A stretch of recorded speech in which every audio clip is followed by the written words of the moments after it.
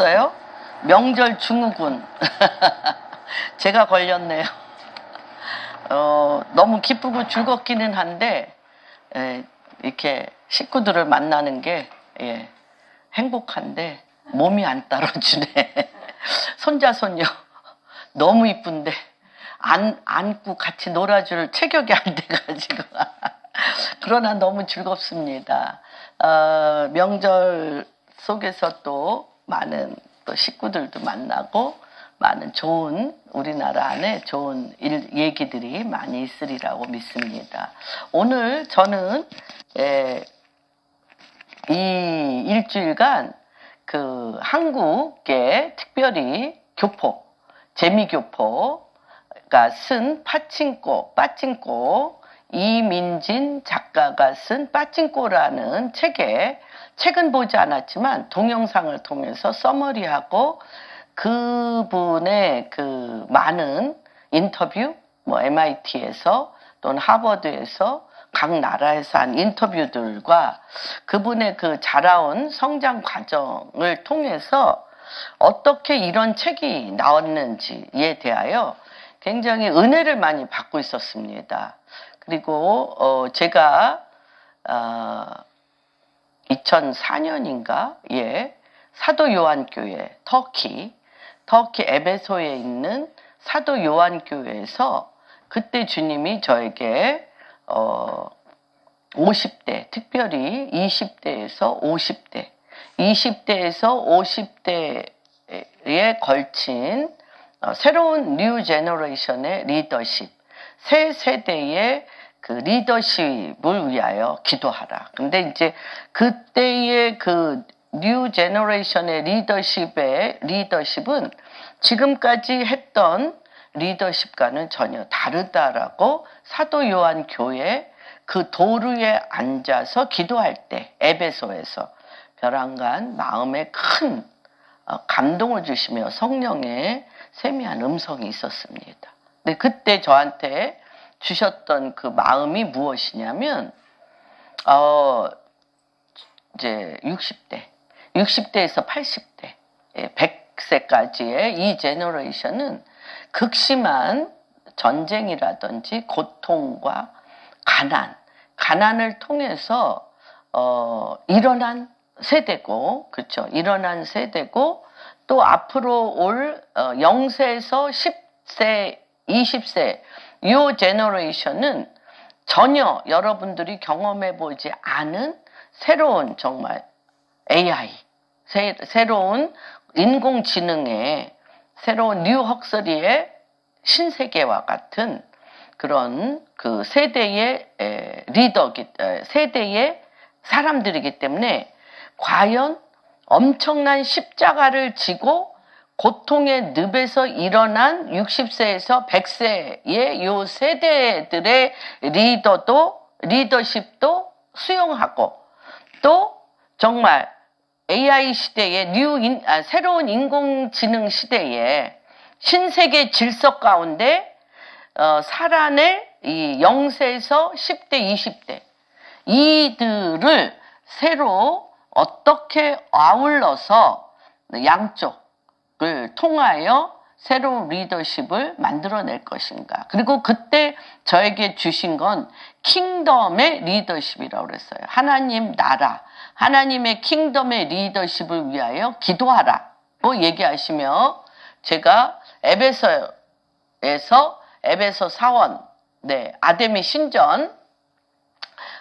신전에 갔을 때 벼랑간 그 사도 요한의 그 부르짖던 사도행전에 나오는 사도 요한의 부르짖던 소리가 들려왔습니다. 과연 20대에서 50대가 이뤄낼 리더십은 무엇일까 할 때 사도 요한이 어떻게 했냐면 아데미여 세 번 그 아데미 신전에 들어가서 부르짖고 선포할 때에 아데미 신전이 무너졌습니다. 그래서 이들에게 하나님이 주신 리더십은 어둠의 시스템, 우상숭배의 시스템, 만몬의 영의 시스템을 무너뜨리고 하나님의 킹덤의 시스템으로 일으켜낼 리더십이라는 걸 알았습니다. 그래서 제가 30대에서 50대 목사님들을 놓고 한 10년간 기도했던 것 같아요. 갔다 와서 2004년서부터 2014년, 뭐 17년.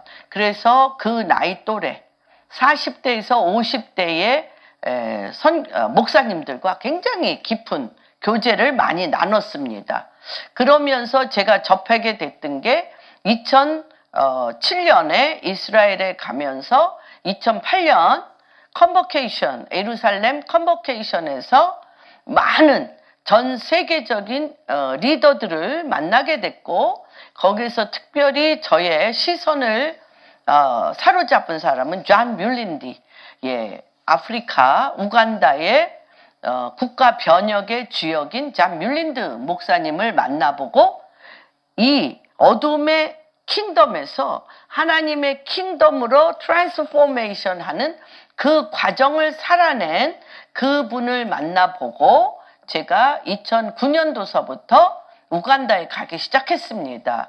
그러면서 또 한쪽으로는 한국에서 많은 40, 50대 목사님들과 똑같이 한국말은 하는데 전혀 표현과 생각 구조가 다른, 한국말은 똑같이 하는데 전혀 다른 제너레이션과 관계를 맺으면서 좌충 우돌, 그 다음에 뭐 엄청난 많은 시행착오, 그래서 많은 그런 아픔 또는 이런 관계의 어려움을 참 많이 겪었습니다.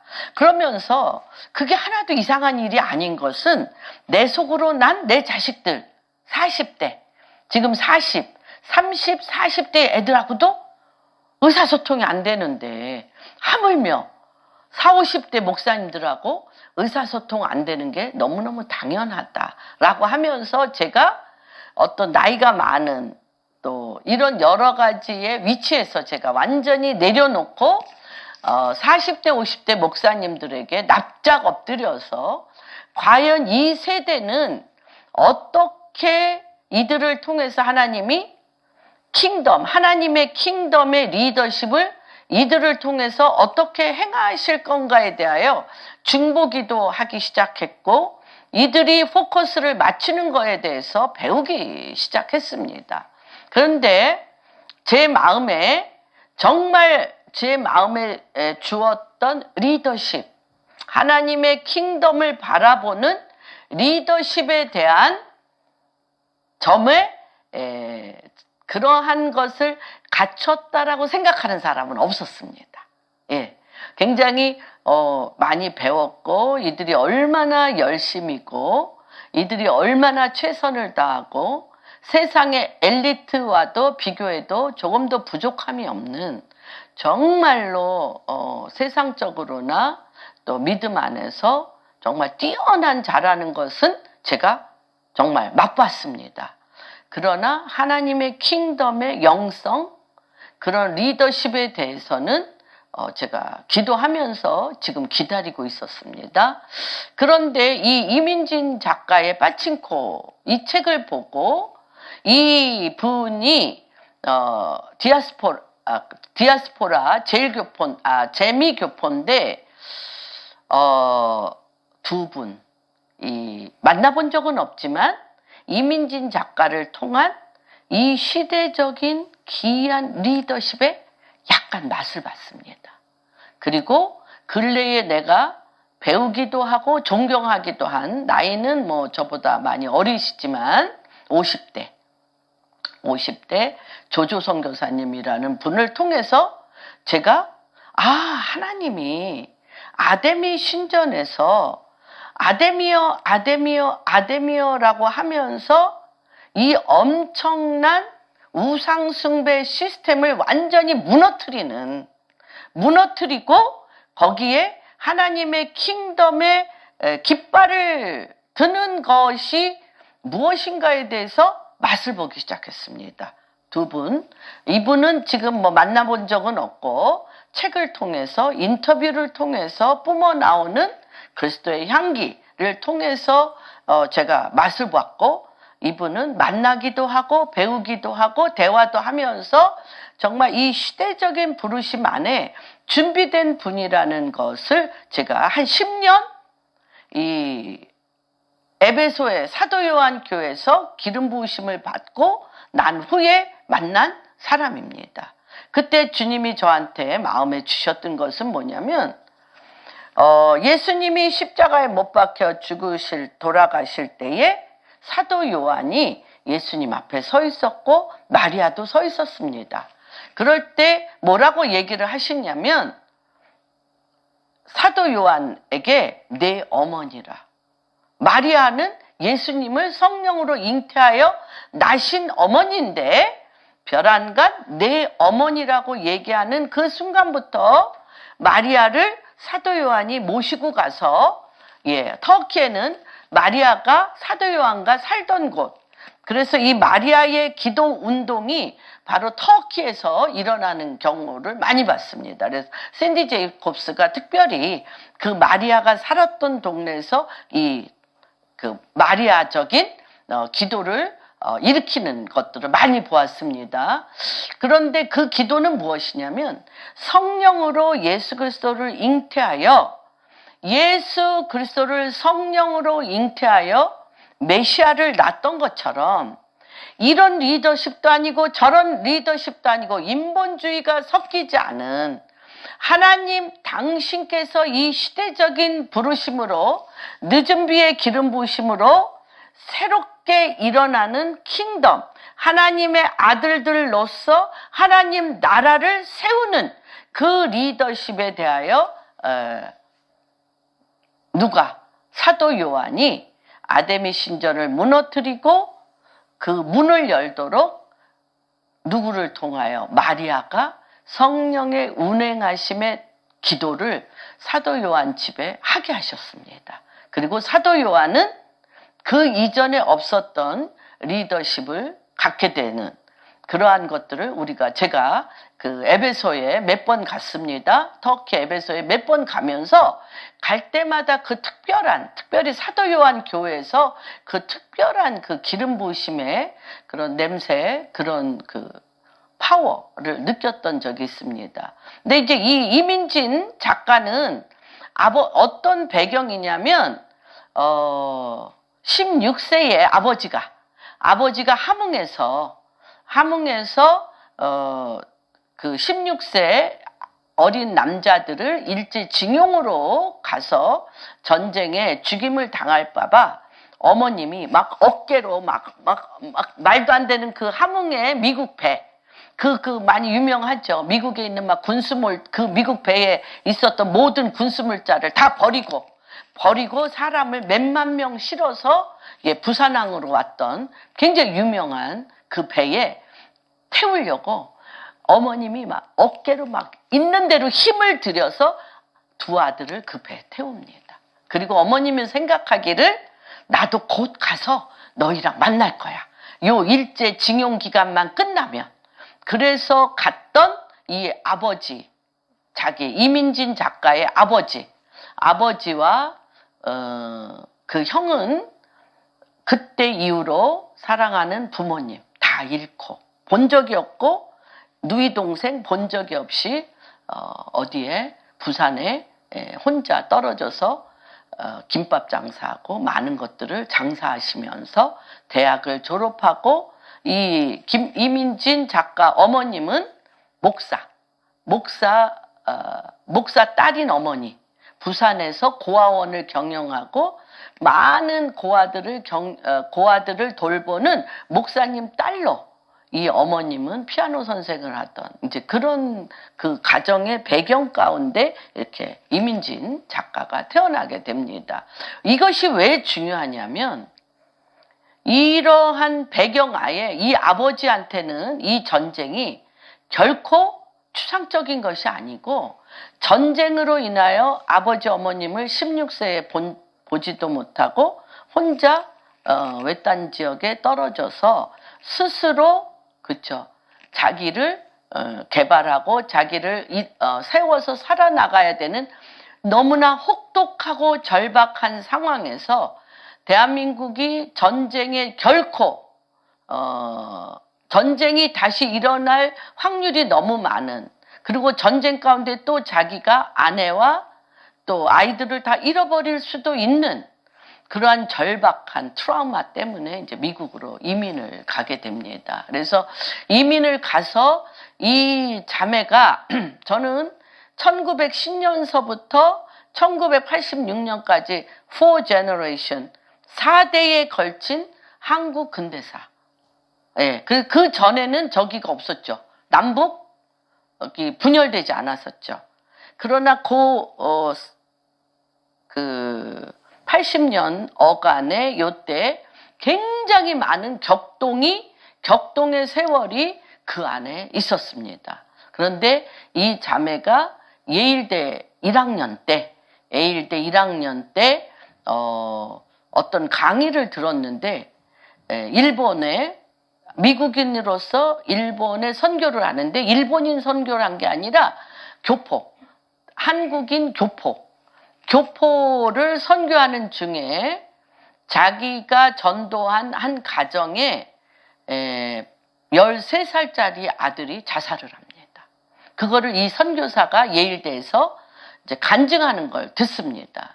13살짜리가 자살을 하는데 이 어머님, 아버님은 도저히 자기 아들이 왜 자살하는지를 너무너무 이해가 안 돼서 그 아들의 일기장을 찾아보기 시작하니까 중학교 때 한 번도 일본에서 태어났고 일본에서 자랐고 일본을 떠난 적이 없는 이 아들에게 일본의 중학교에서 일본 애들이 얘한테 계속적으로 하는 건 이 조센진, 이 김치 냄새나고 마늘 냄새하고 이 더러운 것들, 너 죽어. 네 나라로 돌아가든지 죽어가 얘가 중학교 가서 학교에 갈 때마다 왕따 당하면서 계속적으로 너한테 김치 냄새나 마늘 냄새나 너 죽어. 이러한 고통을 계속 받다가 얘가 아파트에 떨어져서 죽고. 그런데 이 이민진 작가가 19살 때 그 얘기를 듣고, 이분은 굉장히 최우수한 사람이죠. 그럼에도 불구하고 그런 표현을 했더라고요. 벚꽃 향에 대한 두려움에 알러지가 있는 사람은 그 자녀도 벚꽃 냄새만 맡아도 알러지가 있는 것처럼 이 4대에 걸친 엄청난 쓴뿌리. 내가 그때 일본에 산 적이 없어. 그리고 나는 지금 미국에서 최고의 교육을 받고 있어. 그럼에도 불구하고 이 1910년서부터 1986 이때까지 일어난 우리의 잠재의식과 무의식 가운데 내재된 공통분모가 모든 그 한국인들 안에 디아스포라 한국인이든 또한 한국에 사는 한국인이든 간에 그들 안에 있는 그 엄청난 내적인 성품과 기질을 일으키는 그것들에 대해서 써봐야 되겠다라고 생각을 했다는 것입니다. 그래서 19살 때 그 간증을 들은 날부터 계속 30년 동안 자료 수집을 했대요. 30년 동안 자료 수집을 해서 이 책을 냈는데 20년 전에 책을 냈대요. 난 이제 이 대목이 굉장히 저한테 중요했습니다. 뭐라고 얘기를 하냐면 일본인의 만행, 또 기타 등등의 또 미국에서 디아스포라로 그렇게 표현을 하더라고요. 표정도 없는 얼굴. 우리 얼굴이 밋밋하잖아요. 그러니까 표정도 없는 로봇 같기도 하고 기계 같기도 하고 무슨 생각을 하는지 도저히 알 수 없는 저 동양인들의 얼굴. 우리 얼굴이 그렇다네요. 미국인들이 볼 때 기계 같고 로봇 같고 그렇죠. 그런 정말 사람 같지 않은 밋밋한 눈에 납작한 코에 감정 표현도 잘 하지 못하는 이제 그러면서 1세대 그 디아스포라로 미국에 왔던 많은 사람들이 겪었던 자기 아버지도 그 중에 하나. 아버지도 신문 파는 사람으로부터 시작해서 그랬던 그런 정말 사람 취급받지 않은, 사람으로 인정받지 않고 능력을 발휘해도 능력이 인정되지 않냐. 그냥 맨 말단 노동 외에는, 노동 일일 일당 외에는 존재할 수 없는, 이제 그런 가운데 자녀들은 죽어도 교육을 시키겠다라는 그 막 피눈물 나는 노력 가운데 그 다음 세대들, 3세대, 4세대들, 이제 그런데 이들과의 모든 생각과 관념과 표현이 달라서 내가 생명을 다 바쳐 교육시킨 내 아들, 딸에게 또 거절당하고 버림당하는 이런 악순환이 계속되는 이 디아스포라의 이런 상황. 근데 그 나라 상황만은 아니죠. 대한민국에 똑같죠. 디아스포라는 아니지만 그런 상황에 어우러진, 엉키어진, 막 어우러지고 엉키어지고 이걸 어떻게 풀어야 되는지 알 수 없는 그런 돌덩어리, 암덩어리와 같은 이런 데서 본인이 수천 명, 수만 명의 한국인들, 디아스포라 한국인, 북한 한국인, 남한 한국인, 뭐 많은 한국인들을 찾아서 인터뷰하면서 말할 수 없는 자기 안에 흥분이 일기 시작했다는 거예요. 어떻게 이들은 이걸 이겨낼 수 있었을까? 이거를 이겨낼 뿐만 아니라, 극복할 뿐만 아니라 이것을 통하여 어둠을 뚫고 빛을 발하여 하나님께서 본인들에게 준 본인들의 그 어둠의 깊은 늪에서 뚫고 나와 내가 어떤 존재인가를 빛을 발할 수 있는, 빛을 발하는 어떤 민족에게도 볼 수 없는 대한민국 안에 그런 너무나 특별한 민족과 특별한 부르심에 대하여 존경과 사랑과 감격과 정말 이거를 이 영광, 이 영웅적인, 이 정말 말할 수 없는 돌파의 능력에 대해서 알려야 되겠다라고 생각을 했답니다. 그래서 MIT에서 간증을 하고 하버드에서 간증을 하는데 너무나 이상한 간증을 하는 거예요. 뭐라고 간증을 하냐면, 나는 여러분들이 내 책을 읽으면서 한국인이 돼봤으면 좋겠다. 한국인이 돼봤으면 좋겠다. 전쟁을 치러보지 않고 여러분들은 편안하게 사랑을 꿈꿀 수 있고 편안하게 살면서 내 인생을 계획할 수 있지만, 죽음에 직면하여 완전히 버림받아 짓밟힌 가운데 깨달을 수 있는 그 특별한 존재적인 빛을 여러분들은 모를 수 있다. 그러나 이 책을 읽으면서 자뮬린드 목사님이 그런 표현을 했던 걸 봐요.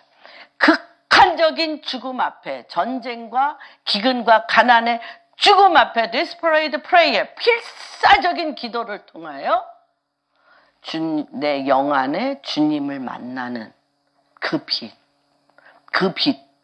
느낄 수 있는 한국인이 그 빛에서 출발했던 것처럼 당신들도 이 책을 읽으면서 그런 삶을 살아본 적은 없지만 한국에 겪었던 4대에 걸렸던 이 흑암, 죽음, 어둠의 깊이 안에서 그 생명의 빛을 만난 그 빛에서 어떻게 회복하고 어떻게 극복하고 어떻게 돌파한 그 위대함을 한번 느껴봤으면 좋겠다. 그렇게 얘기를 하더라고요. MIT나 하버드에서. 그래서 저는 오늘 그때 이런, 제가 여러분들도 다 잘 아시는 다니엘 박 교수님, 정신과 의사인데 미국 교포입니다. 굉장히 친하게 지냈는데 그분이 한국에 와서 얼마 안 돼서 꿈을 꾸셨다 그랬어요. 꿈을. 그런데 three nation, 한국의 세 가지 나라에 대해서 꿈을 꾸셨대요. 북한, 남한, 디아스포라. 근데 나무들의 나무. 근데 하나님이 이 나무 세 그루를 보여주는데 뿌리가 깊고 나무가 너무너무 울창해. 너무너무 울창하고 뿌리가 깊은 것은 남한. 그리고 또 막 뿌리도 얇고 비리비리하고 열매도 없어. 뿌리도 너무너무 잘 자라지 못하고 나무도 막 너무너무 비리비리하고 없어. 열매도 없는 북한. 그 다음에 디아스포라인데 뿌리가 땅에 없더래요. 디아스포라. 한국인들은 뿌리 정체성을 각 나라에서 사는 동안 그들은 정체성을 가질 수가 없어서 정체성을 어디다 가졌냐? 하늘에 뿌리를 두고 그 뿌리에서 땅에 땅에 열매를 맺혔는데 하늘에 뿌리를 둔 그 나무들은 그 열매를 밑에 땅에 있는 세계 모든 사람이 그 열매를 먹을 수 있는 그런 세 가지 나무를 보여주더래요. 근데 하나님이 이것을 하나님의 킹덤으로 이걸 옮기려고 이 뿌리를 뽑는데 남한을 안 뽑히더라. 그러니까 이 5,000년 역사. 이 남한의 5,000년 역사. 물론 남북한의 5,000년 역사지만 기독교로 하면 그렇죠. 남한이 북한에서 시작은 됐지만 1907부터 북한에서 시작은 됐지만 화려하게 꽃피며 열매 맺은 것은 남한인데 그 정체성과 그 교만과 그 종교적인 것과 그 교리가 얼마나 강한지 하나님의 강한 손이 뽑을래도 이게 뽑히질 않더라는 거예요. 그런데 북한은 1907 이후에 1910년 한일 합방 후에 그렇죠? 또 뭐 했죠? 북한에 일본에 신사참배 하면서 교회가 쇠퇴하면서 완전히 순교의 피 외에는 할 수 없는 지경이 돼서 뿌리가 없는 거야. 뿌리가. 그래서 북한은 쑥 뽑히고 나무도 너무 비리비리하고 열매도 없는 북한의 기독교는 쑥 뿌리 박혀. 그리고 아예 디아스포라들은 모방은 하지만 어떤 문화도 뭐 한국은 막 한국적인 문화, 막 한국 음식, 막 한국의 막 전통, 막 이것이 없죠. 디아스포라들은. 그래서 이 나라 가도 저 나라 가도 이 문화, 저 문화에 다 흡수할 수 있어요. 언어 되죠. 문화 충격 없죠.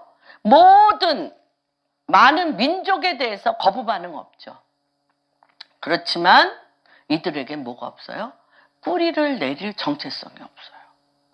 그래서 이 한국의 이런 부분에 대해서 굉장히 조명을 해봤던 적이 있습니다. 그래서 저는 이런 것들을 바라보면서 지금 이제 우리 요한이 세대나 동석이 세대나 이 세대들 굉장히 불분명하죠.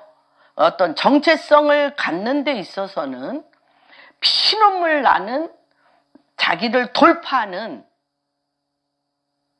아기를 낳는 것처럼 내 자아에 대해서, 내 자신에 대해서, 내 인생에 대해서 시대적인 부르심 안에 몸부림치는 태가 그 씨를 잉태하여 그걸 낳는 고통 위에 정체성이 나오는 건데 요새 지금 우리나라 젊은 애들은 그런 것이 좀 없죠. 극히 없습니다. 그러나 이 미국이라든지 전 세계에 흩어진 이 디아스포라 또 특별히 제일교포인 많은 사람들을 또 제가 만나본 적이 있고 각국을 돌아다니면서 참 많이 만나봤습니다. 근데 이 정체성이 없다는 것은 이 핵이 없어. 핵이 있어야 폭발을 하잖아. 내 안에 씨드, 핵이 있어야 폭발하여 나의 삶의 어떤 부분에 길을 열을 수 있는데 그것이 없다는 것이죠. 오늘 이러한 상황을 보면서 제가 말씀에서는 말씀에서는 이 부분을 하나님께서 우리에게 뭐라고 얘기하시며 일단 이 말씀을 통하여 하나님은 우리에게 이 말씀을 통하여 이미 하나님은 우리에게 말씀하셨습니다.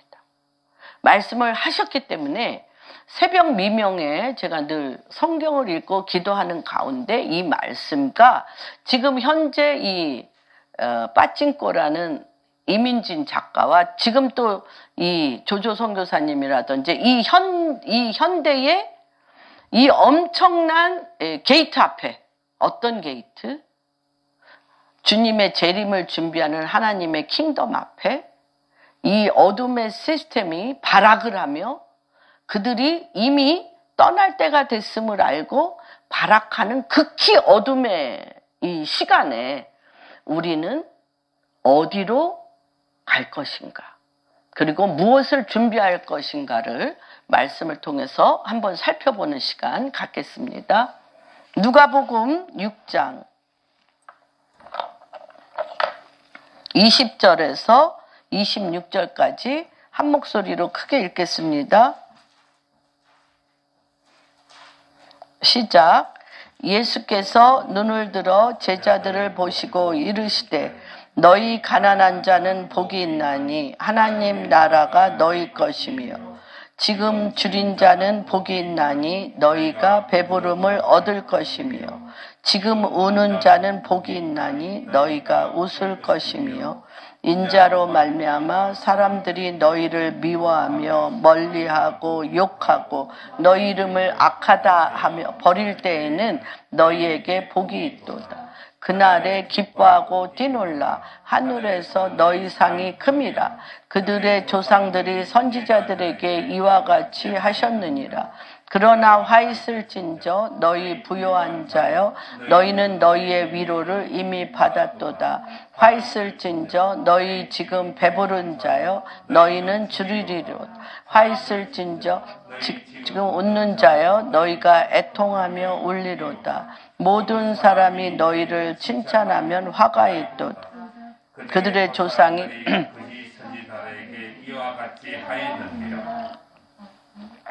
여기에서 주님은 눈을 들어 제자를 보시고 가난한 자. 여기 이제 마태복음 5장에 보면 마음이 가난한 자는 복이 있나니 마음이 애통한 자는 복이 있나니 이렇게 쭉 한번 5장 한번 살펴볼까요? 마태복음 5장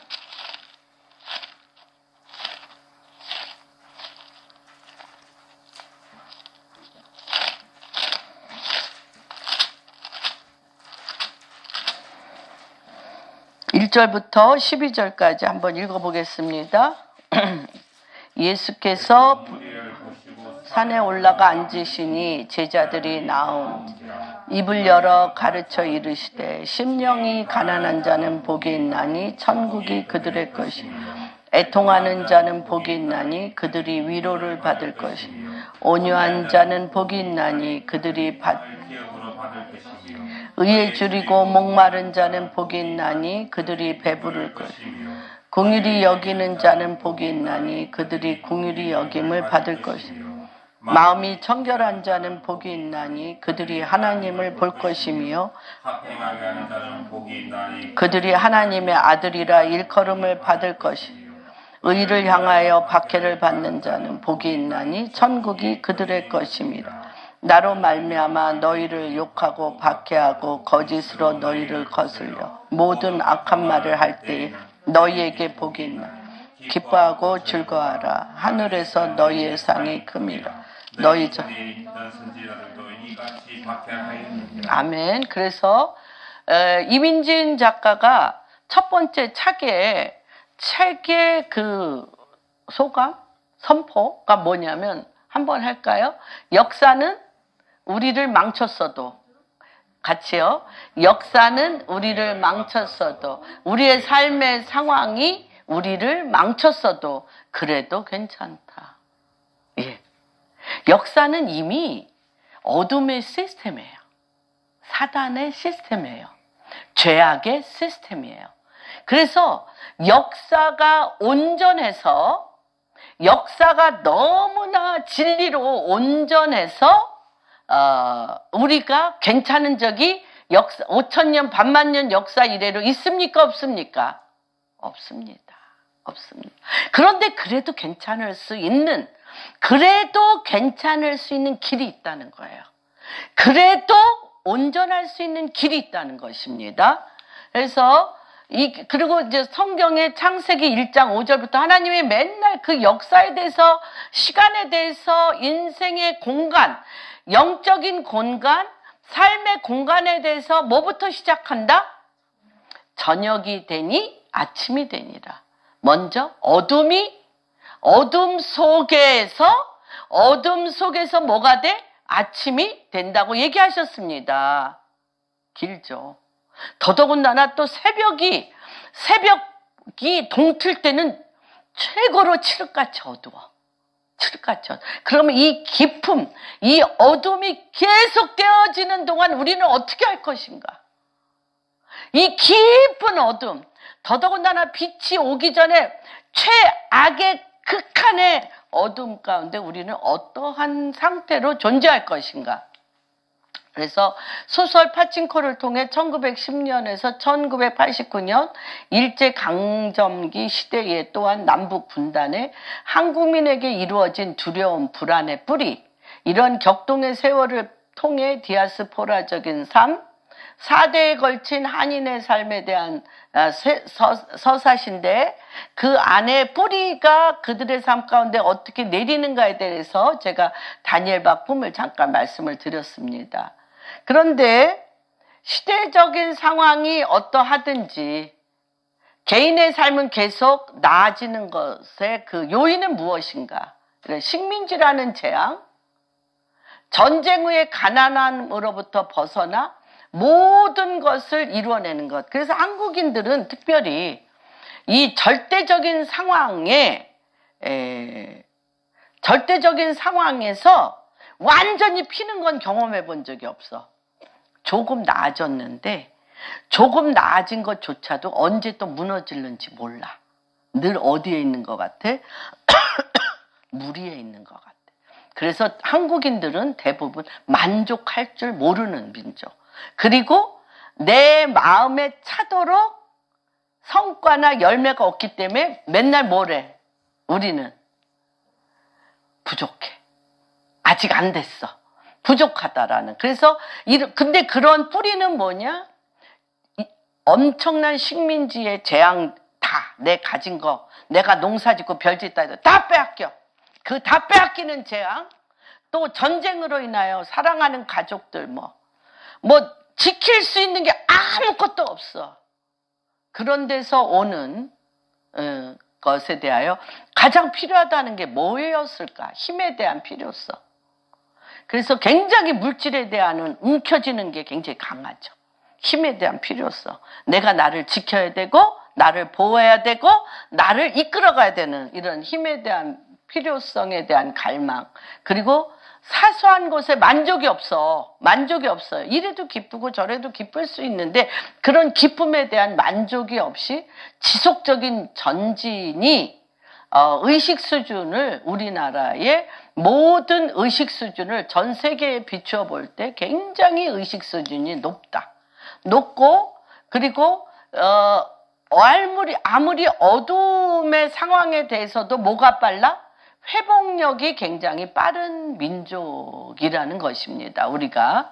그러면서 근데 이게 왜 중요하냐면 사도 바울도 사도행전 26장의 28절, 29절에 당신들이 한국인이 됐으면 좋겠다고 이민진 교수가 많은 대학마다 많은 곳에 가서 그렇게 얘기하는 것처럼 무엇을 깨닫는 게 중요하냐는 거예요. 내가 내 삶을 통하여, 전쟁을 통하여, 재앙을 통하여, 고통을 통하여, 뭐를 통하여 창세기 1장 2절에 공허하고 땅이 혼돈하고 공허하며, 땅이 우리잖아요. 우리가 이 사단의 공격과 어둠의 공격으로 인하여 공허하고 혼돈하며 흑암이 깊음 위에 있는데 이 혼돈과 공허 흑암과 기품의 이 전쟁과 재앙과 고통에서 하나님의 신이 수면에 운행하는 걸 볼 수 있냐는 거죠.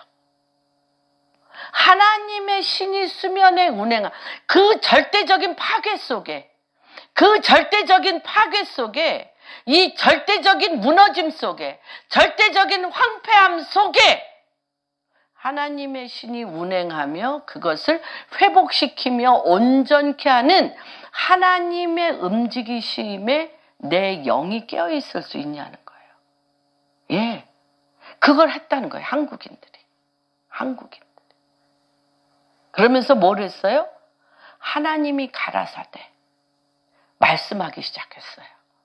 그 영이 움직이심 가운데 하나님이 가라사대, 하나님이 말씀하시되 그 깊은 사단이 뿌려놓은 어둠에 빛이 있으라고 어둠을 탁 차고 빛으로 나온 그 힘이 한국인의 회복력의 근원이라는 것입니다. 굉장히 중요하죠. 예. 그래서 그런데 오늘 이 말씀 가운데도 누가복음 사도 바울도 그렇게 얘기했어요. 누구 앞에? 많은 이스라엘 가장 성공한 사람들, 바리새인, 사두개인, 또 총독들 앞에 당신들도 나와 같으면 좋겠다.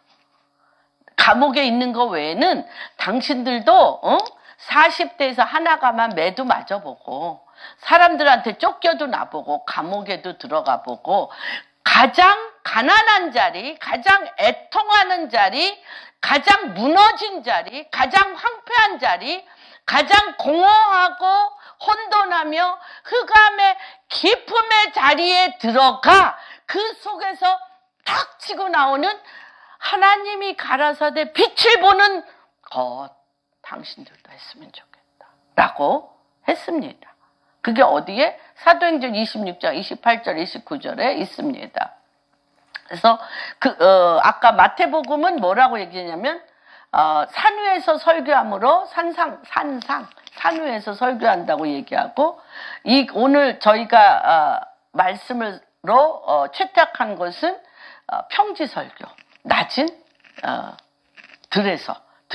들판에서 설교를 했습니다. 그래서 1절에 눈을 들어, 예수께서 눈을 들어라고 그랬는데 이 마태복음 2장에서는 입을 열어, 거기서는 입을 여셨고 눈을 들어라고 나옵니다. 그래서 이 가난한 자라는 것은 무엇이냐?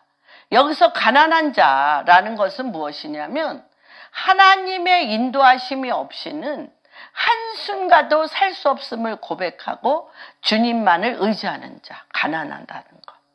물질적인 가난함도 표현할 수 있고 전쟁에 죽게 된 것도 표현될 수 있고 고통 가운데, 그렇죠? 아픔의 고통 가운데 또는 부모를 잃어서 아픔의 고통 가운데 우리 인간으로서 겪을 수 없는, 인간으로서는 표현될 수 없는 것에 있는 것, 그 가난함. 그러나 이러한 인간의 육체를 통한 고통이 아니더라도, 인간의 육체와 상황을 통한 고통이 아니더라도 내 영이 주를 향하여 한 시간도 그 없이, 한순간도 그가 없이는 살 수 없다는 고백이 여러분 안에 있기를 원합니다. 그래서 이 원어에서는 가난한이라는 것은 헬라어로 푸토코스라는 건데 구걸할 수밖에 없는 절대 가난. 다시 얘기하면 내 생명이 주님을 붙잡지 않고는 생명이 없어. 내 생명은 누구의 것? 주님의 것이라는 절대적인 가난한 심령을 얘기합니다. 또 히브리어로는 상황적인 부분에 있어서 그날 벌어 그날 먹는 사람들, 압제를 당하거나 사회적으로 보호를 받지 못한 자들의 그 가난함에 대해서 히브리어는 얘기하고 있고요. 또는 이게 이러한 육체적인 상황적인 가난함이 아니더라도 주야로 하나님의 말씀을 묵상하며 그 생각과 그 입에서 그 삶 가운데 하나님 없이는 한순간도 살 수 없는 경건한 자들, 믿음이 경건한 자들도 가난한 자라고 합니다. 그래서 하나님께서 돌보시는 자를 가난한 자. 그래서 여기서는 마음이라고 안 쓰셨습니다. 모든 상황에 대한 존재 근본, 뿌리가 가난한 자. 하나님이 없이는 아무것도 할 수 없는 존재, 뿌리가 가난한 자는 뭐라고 그랬어요? 하나님 나라가 너희 것이라고 그랬어요. 그래서 이거는 바실레이아 말구트라는 그 킹덤, 하나님의 킹덤, 천국이 너희 것임이라는 뜻입니다. 이거는 뭐냐면 우리를 다시 얘기하면 비웠어요. 비웠어. 뭐가 비웠어? 자아가 비웠어. 내 존재의 근본은 누구다? 하나님 당신이 임하셔야 되는. 이럴 때 하나님 나라가 너희 것이라는 게 뭐냐면 그토록 내 존재, 숨 쉬는 것조차도 주님이 없이는 할 수 없다라는 빔 가운데 그분이 쑥 들어온다는 거예요. 그분이 쑥 들어와. 자아의 혼과 내 생각과 내 판단과 내 것에 어떤 것이 없어요. 이때 그분이 쑥 들어와서 어떤 일이 일어나?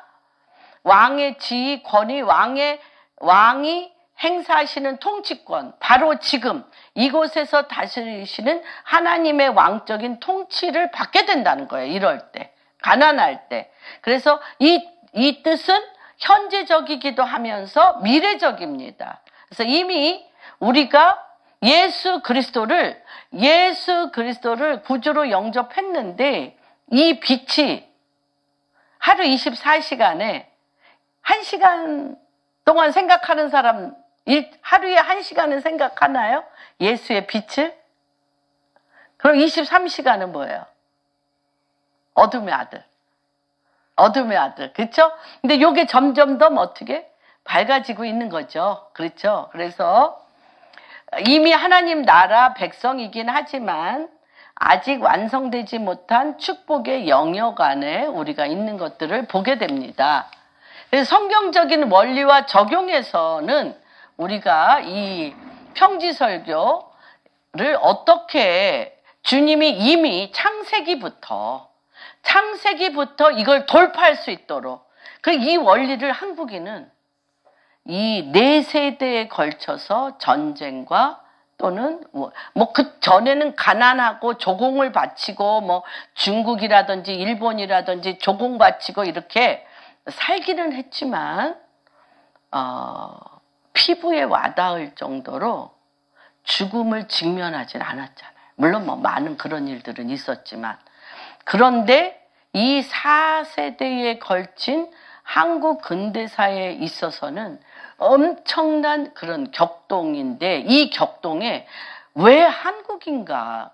왜 이 마지막 때에 한국을 쓰시겠다고 전 세계에 정말 위대한 사역자들이나 예언 사역자들이나 다 한국에 집중을 하고 있어요. 난 이상하다. 좀 특이했어요. 왜냐하면 우리는 한국 안에 있기 때문에 한국인의 특성에 대해서는 별 관심이 없잖아요. 서로 관계 가운데 일어나는 이런 상처 또는 그런 걸로 인한 여러 가지 아픔 이런 거라면 관계 있지만 전체적인 그림을 보는 것은 우물한 개구리로 한국 안에 있기 때문에 우리가 잘 못 본 것 같아요. 관심이 없었어요. 근데 지금 디아스포라 한국인들을 통해서 한국을 재조명하는 그런 역사에 굉장히 제가 일주일 동안 굉장히 좀 새롭게 왜 한국인가? 왜 말일의 한국인가? 우리 자녀 세대에 우리가 무엇을 기도해야 될 건가에 대해서 새롭게 발견하는 또 새로운 리더십에 대해서 새롭게 발견하는 시간이었습니다. 그래서 이걸 성경적인 원리에서 이미 창세기 1장, 2장, 3장서부터 쭉 이게 이미 나타나 있어요. 근데 그것을 한국인들은 1907에 평양 대부흥과 또한 우리가 신사참배로 무너지긴 했지만 그 무너진 가운데, 그 절박함 가운데 우리가 뚫어내는 힘이 있었어요. 그게 뭐야? 주님을 만났다는 거예요. 주님을 만났다. 1907 평양에서 주님을 만났고 이들이 주님을 만난 힘이 있다는 거예요. 주님을 만난 힘이 대한민국 사람이 어떠한 고통이 와도 어떤 어둠이 와도 한국 기도 있잖아요. Korean prayer.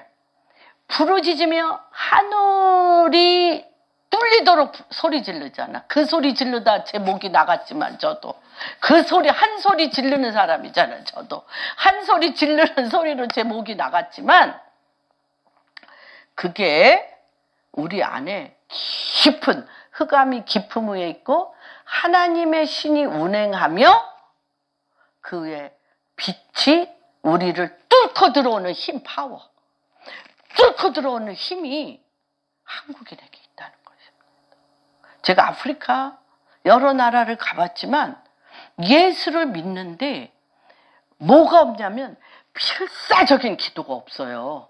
이 필사적인 기도는 이 4세대에 걸친 어둠과 흑암과 전쟁과 재앙과 존재적인 죽음을 직면한 위협 가운데 사람의 힘과 능이 아닌 이 속에서부터 팍 터져 나오는 부르짖음을 통하여 나오는 빛 같아요. 이 맛을 알았어요. 그래서 어디에 가도 한국인 자체의 고유한 돌파를 이뤄냈다는 것입니다. 그래서 이 말일에 전 세계 가운데 필요한 리더십은 바로 이러한 리더십이에요. 빛과 어둠의 전쟁 가운데 세상이 엄청나게 어두워질 것입니다. 지금 더 어두워지고 있죠? 어두워지고 있는 이 세대에 하나님은 한국인에게 먼저 그거를 경험시켰어요. 이 필사적인 기도, 죽으면 죽으리라고 하는 이 말씀을 붙잡는 힘, 그리고 내 상황에서 돌파하는 힘이 아니라 내 안에 계신 예수 그리스도로 인하여 말씀에 의지하여 우리를 붙드신 그분의 힘으로 일어나는 그 힘을 대한민국을 통하여 다시 한번 전 세계가 다시 일어나는 그 기이한 리더십의 의미를 제가 몇 년 만에? 한 8년? 2004년에 7년 만에 희미하게 조금씩 알아왔는데 왜 한국인인가? 한국인이 이 말일에 하나님을 통하여 뚫어낼 리더십에 대하여 하나님이 새롭게 조명하는 시간이었습니다. 그래서 처음부터 하나님은 창세기 1장 1절에 태초에 하나님이 천지를 창조하셨느니라. 완전한 질서와 통치로 하나님은 창조하셨어요. 흠이 없으세요. 흠이 없고 완전하게. 태초에 하나님이 천지를 창조하셨어. 완전하게 창조하셨는데 1장 2절에 누가? 한번 볼까요? 창세기 1장. 이미 창세기에서 이미 성경에 그걸 다 해놨는데 미국인들이 굉장히 요새 당황하잖아요. 말할 수 없이 당황해요. 왜 당황을 하냐? 계속적으로 전진만 했어요. 어둠에 푹 떨어졌다가 돌파, 죽음에 푹 떨어졌다 생명으로 나오는 이 업앤다운이 미국은 사실 없었죠. 언제나 포러너로 제1등급 국가로서 돌지는 했지, 언제나 상석에 앉아서 리더로서 있기는 했지만 이 빛과 어둠의 전쟁 안에 이 죽음에서 돌파하는 이것을 정말 이 말일에 한국인에게 준 것이 정말 확실하구나. 그러니까 너무너무 주님이 그런 롤링 가운데, 흔들림 가운데 우리나라를 두신 것 같습니다. 그래서 1장 2절에 보면 여기서 땅은 실제 땅이며 또 내 마음이 땅입니다. 내 마음의 땅이 먼저죠. 내 마음의 땅이 어떻게 혼돈하고 공허하며 흑암이 깊음 위에 있고 하나님의 영은 수면 위에 운행하시니라. 그렇습니다. 그래서 이 사단이 1장 2절부터 사단이 하나님의 나라를 공허와 혼돈, 흑암과 어둠으로 황폐하고 깊음으로 망쳐놓았는데 하나님은 1장 2절 후반절부터 무슨 작업을 들어가시는 거예요? 무슨 작업? 회복.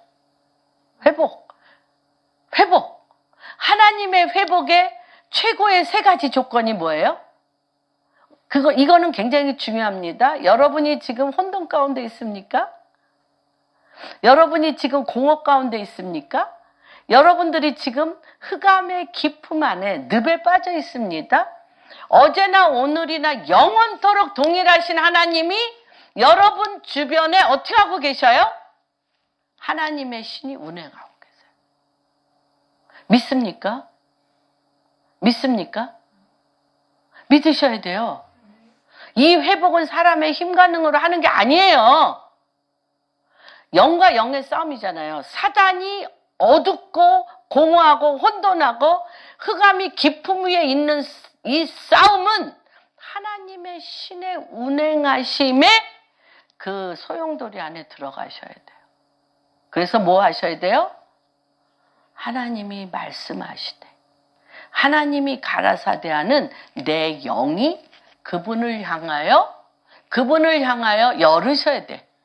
열어서 이 속에서부터 빛이 있으라는 그 빛이 나와야 돼요. 근데 안 돼.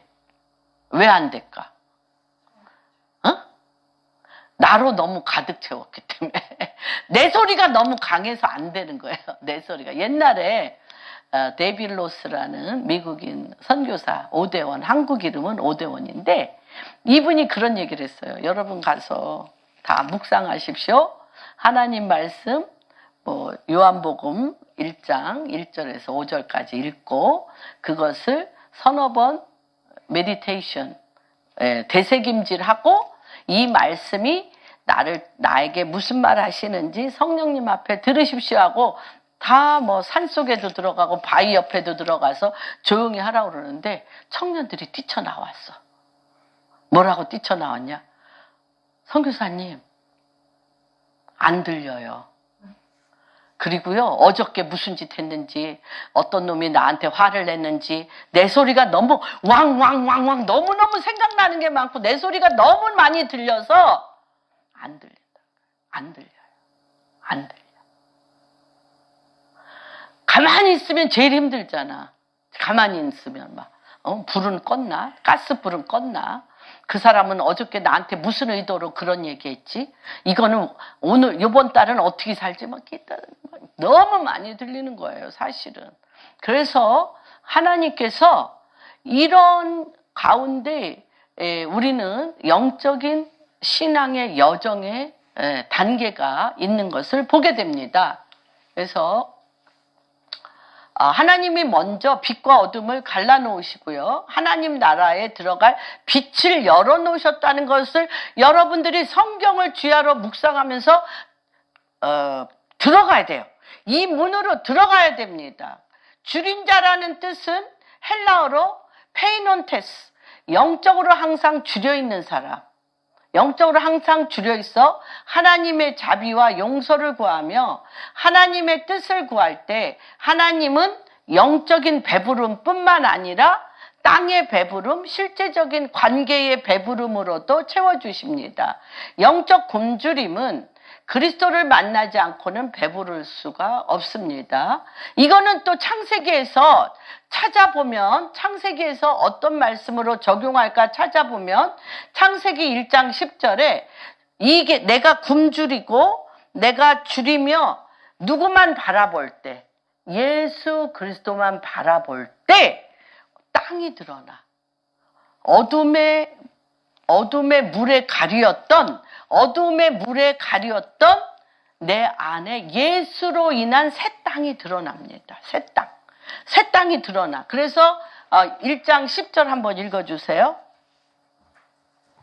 하나님이 물을 빛을 땅이라 부르시고 모인 물을 바다라 부르시니 하나님 보시기에 11절 하나님이 이르시되 씨 맺는 채소와 각기 종류대로 씨 가진 열매 맺는 나무를 내라 하시니 그대로 되어 땅이 풀과 각종 씨 맺는 채소와 각기 종류대로 씨 가진 열매 맺는 나무를 내니 하나님 보시기에 좋았더라. 저녁이 되고 아침이 되니 이는 여러분 이거 굉장히 중요합니다. 비로소 그리스도를 믿는 믿음의 땅이 믿음이 내 안에서 드러난 겁니다. 주님을 간절히 찾고 찾다 보니까 줄인다라는 건 뭐예요? 말도 못하게 마음을 다하고 뜻을 다하고 생명을 다하여 찾게 되면 어떤 일이 일어나냐면 여기에 나온 씨들이 그리스도를 믿는 믿음 안에서 그 땅 속에 숨겨진 씨, 예수 그리스도의 씨 열매들. 첫째 뭐가 나야? 첫째 뭐가 나온 걸 보게 됩니까? 여기 풀. 그래서 양들이 시편 23편에 보면 뭐예요? 양들이 뭘 먹어?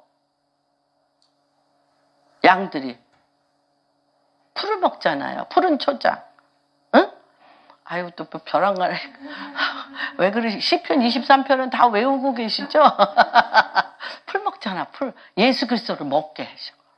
예수 그리스도의 땅에서 그 속에 있는 양들이 어린 양, 애기 양이 먹는 풀을 먹게 한단 말이에요. 풀. 그 다음에 또 뭐가 돼? 씨 가진 채소가 나. 채소. 풀이 나오고 채소가 나고 그 다음에 또 뭐예요? 열매 맺는 채소. 채소도 여러 가지 종류예요. 그 다음에 뭐예요? 씨 가진 열매 맺는 나무. 그런데 이것들이 다 우리에게 예수 그리스도를 믿을 때 베이비 단계에서 주님이 먹을 풀도 주시고요. 또한 우리가 먹을 야채도 주시고 우리의 또 씨 맺는 과목도 씨 맺고 열매 맺는 과목으로 주십니다. 이거는 주님과 우리와의 관계 가운데 우리의 영적 양식이고 또 실제적인 땅이 채소들을 많이 내서 육신적으로도 먹게 해주십니다. 주님의 보호하심 가운데. 그런데 특이한 건 이런 어린아이와 같은 믿음으로는 주님을 나타낼 수가 없어요. 주님을 표현할 수가 없어요. 우리를 뭐를 따라서 만드셨다고 그랬어요, 주님이? 하나님의 모양과 형상을 따라 만드셨다고 그랬습니다. 그렇죠? 그래서 여기에서 보면 그 다음에는 또 뭐가 있냐? 새 나오죠? 새, 물고기, 생물, 짐승, 사람이 나옵니다. 그래서 우리 마음과 삶 가운데 줄인 자를 통해 9가지 단계의 신앙의 여정을 가게 됩니다. 같이 한번 해봅시다. 풀, 씨 맺는 채소, 열매 맺는 채소, 씨 가진 열매 맺는 과목, 새, 물고기, 생물, 짐승, 사람. 근데 제가 여러분들한테 이런 고백했던 거 기억나시죠? 제가 그 이스라엘에 가서 루벤버거, The Christ Church 500년 전에 예루살렘에 처음 세운 교회입니다. 크라이스트 처치의 목사 루벤버거라는 랍비 출신의 목사님이 계세요. 그런데 그 목사님이 우리한테 이방인의 예수를 믿는 사람들에게 유대인의 한 사람으로서, 유대인의 메시아닉 주, 크리스찬의 한 사람으로서 여러분에게 말씀드립니다. 우리는 여러분들이 풀 갖고 오거나, 예를 드는 거예요. 씨 맺는 거. 다시 얘기하면 우리가 이들을 도와주기도 하고 많은 것들을 합니다. 사실 유대인들을 위해서 많은 도움도 주고 선물도 주고 뭐 많은 섬기죠. 그런데 그런 걸로는 유대인은 변하지 않습니다. 유대인의 메시아닉 주와 유대인이 변하는 한 가지 조건이 있는데 당신 얼굴 속에 예수 그리스도 얼굴이 나타나면 우리는 믿습니다. 그렇게 설교 중에 윤미자면 들었을 거예요. 예. 같이 갔었기 때문에 굉장히 유명하신 분인데, 그래서 주님이 이 얼굴에 주님이 나타난다는 거. 그래서 우리가 뭐 풀로 씨 맺는가 뭐 열매 맺는가 뭐 새, 물고기들은 얼굴은 있기는 해. 그쵸? 얼굴이 있기는 하죠. 요만하게. 눈도 있고. 코 있나? 없죠. 입으로 다, 그쵸? 얼굴은 있는데 얼굴이 아니야. 그런데 이 에스겔서나 계시록에 4가지 동물 나오죠? 뭐죠? 독수리, 사자, 송아지, 인간. 이 얼굴만이 얼굴과 얼굴을 맞대어 예수 그리스도를 표현할 수 있습니다. 여러분, 얼굴에 예수 그리스도가 나타날 때 사단이 한 길로 왔다 7길로 도망가며 마귀를 멸하고 하나님 당신의 통치가 우리 얼굴에 나타난 그분의 통치로 그 땅이 하나님의 몸된 교회와 하나님 나라가 세워지는 거예요. 근데 우리의 신앙이 풀 같은 신앙. 얼굴 없는. 얼굴은 누구 얼굴이야? 얼굴은 누구 얼굴? 내 얼굴. 내 얼굴로 무엇을 먹을까, 무엇을 입을까, 어떻게 살까 하는 내 얼굴로 무엇을 먹을까, 무엇을 입을까, 어떻게 살까 하는 풀 같은, 채소 같은. 열매도 맺어. 열매도 맺는데 뭐는 없어? 얼굴이 없어. 그래서 주님이 모세도 그랬잖아요. 얼굴에 뭐를 벗겨? 수건을 벗겨. 지난주에 설교한 눈의 비늘을 벗겨야 돼요. 그리고 아까 얘기했던 거를 하나님의 신이 수면에 운행하여 내 안에 빛이 있으라 하시며 내 존재에 내 얼굴에 예수 그리스도가 나타나는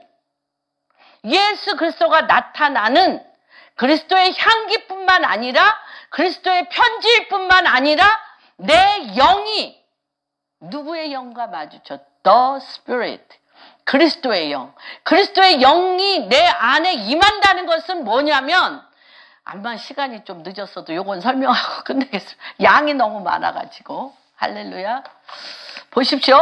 예수 그리스도의 영, The Spirit은 왜 중요하냐면, 하나님은 영이시고 성령도 영이신데, 하나님의 신성과 하나님의 인성, 말씀이 육신이 되어 오셨잖아요.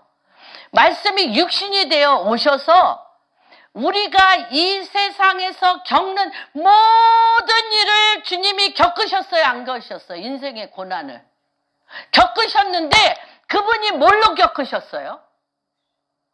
뭘로 겪으셨어요? 그리스도의 영과 진리로 겪으셨어요. 그리스도의 영과 진리로 겪으셨어요. 여러분, 그렇기 때문에 내가 인생의 재앙, 인생의 환난, 인생의 고난에 The Spirit, 그리스도의 영과 내 영이 하나가 돼서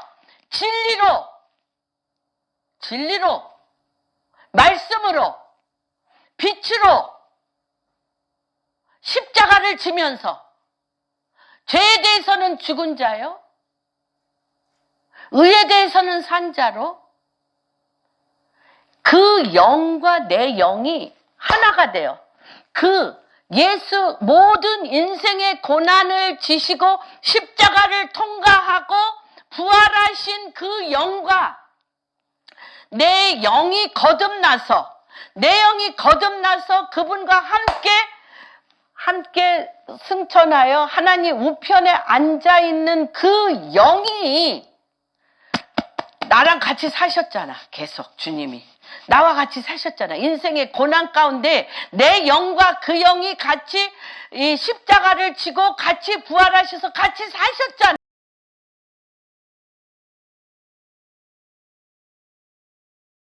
하나님의 아들인 것과 내가 하나님 우편에 서서 하나님의 부활의 능력으로 이 땅에 빛을 발하며 서 있다는 것을 누구한테 증언해?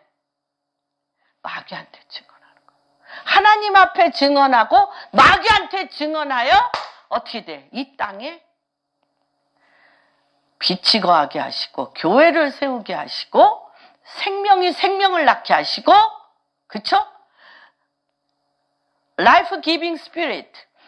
가는 곳마다 그 영, 인생의 고난을 육신으로, 말씀으로 그 육신의 고난을 다 이겨내신, 나와 동일하신 육신을 말씀으로 이겨내신 그 영이 내 영과 합하여서 그러한 고통을 받고 있는 자를 살려내는, 생명을 살려내는 영으로 끄집어내서 그곳에 하나님의 나라와 통치가 있게 하시는 때가 왔고, 여러분들은 넉넉히 그 일을 하실 분들임을 선포합니다.